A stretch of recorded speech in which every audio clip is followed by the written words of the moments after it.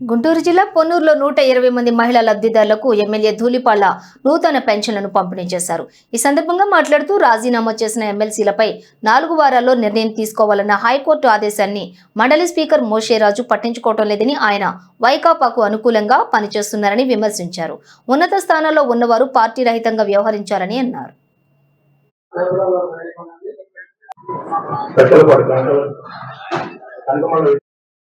చివరికి టీటీడీ వెంకటేశ్వర స్వామి దగ్గర ఉన్న నెయ్యి కుంభకోణం కావచ్చు, పుంకాలుగా మనం అధికారాన్ని ఏ విధంగా వాళ్ళ యొక్క వ్యక్తిగతమైన స్వార్థం కోసం, స్వలాభం కోసం, దోపిడీ కోసం ఉపయోగించుకున్నారో మనం చూసాం.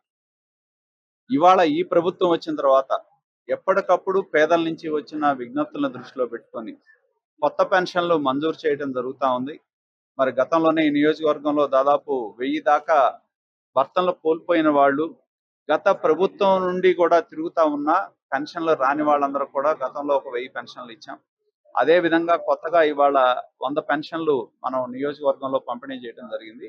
అలాగే మేము ప్రభుత్వానికి విజ్ఞప్తి చేయడం జరిగింది. గత ప్రభుత్వంలో ఏవైతే మన నియోజకవర్గంలో 8000 పెన్షన్లు తీసేస్తే ఆ రోజు మేము ఈ మున్సిపల్ ఆఫీస్ దగ్గరే ధర్నా చేస్తే పోలీసులను ఉపయోగించి మా మీద దౌర్జన్యం చేశారు. మరి వాటిని పునఃపరిశీలన చేసి అర్హత ఎవరికైతే ఉందో వాళ్ళందరికి కూడా పెన్షన్లు ఇవ్వాలని చెప్పి విజ్ఞప్తి చేయడం జరిగింది. మరి కాలగమనంలో కొంతమంది మరణించిన వాళ్ళు ఉన్నారు. అవన్నీ కూడా ప్రభుత్వ పరిశీలనలో ఉన్నాయి. కాబట్టి మేము ప్రభుత్వాన్ని కోరుతా ఉన్నాం. గత ప్రభుత్వం నిర్వాహకం వల్ల